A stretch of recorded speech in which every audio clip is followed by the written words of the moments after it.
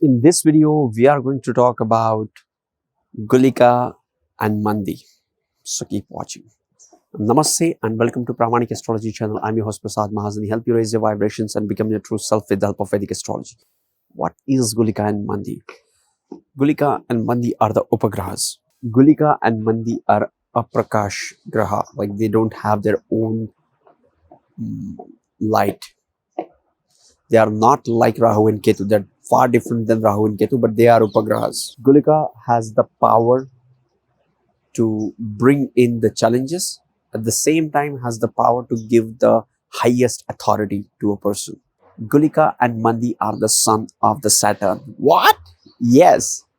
Gulika and Mandi are son of the Saturn, and they are never away from each other more than 12 degrees, 13 degrees. So many scholars consider them as twin brothers. But anyhow, they are the son of the Saturn. So they have the qualities of the Saturn. Gulika is considered to have a malefic nature. It is the planet which brings in a lot of challenges. But at the same time, if you have a Raj Yoga, the Gulika has the ability to take that to the next level. We'll talk about that. Okay. There are certain placements of Gulika which gives you rise in your life. But it doesn't nullify its ability to bring in challenges.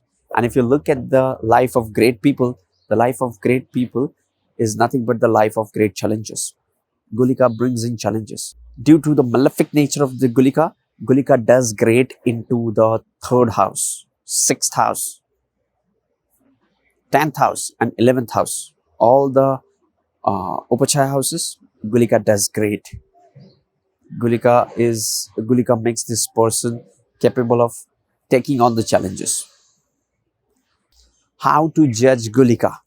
To judge Gulika, we need 3 things. First, we need to know the house placement of Gulika. The next thing we have to see is the Lord of the Gulika.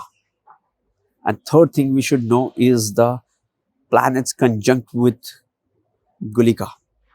Okay, let's say if you have Gulika placed into 3rd house or 6th house and it is conjunct with Saturn, and now you're going through a Saturn Mahadasha. Okay, this is huge. Why? Because 6th house is the house of difficulties. Gulika is about bringing challenges and it's Saturn Mahadasha. So it is like your karma is at the highest performing level. You will experience extreme challenges, but which are worth. These challenges would be worth taking because Gulika also rewards. Gulika also forms certain Raj Yogas which gives the highest achievements in one's life. Okay, and one more thing with Gulika is always check the placement of Gulika in D9 and the Lord of the D9 in D1. For example, let's say you have Gulika placed into the 10th house of your horoscope in the sign of Taurus for Leo ascendant, and in D9 chart it is into the sign of Gemini.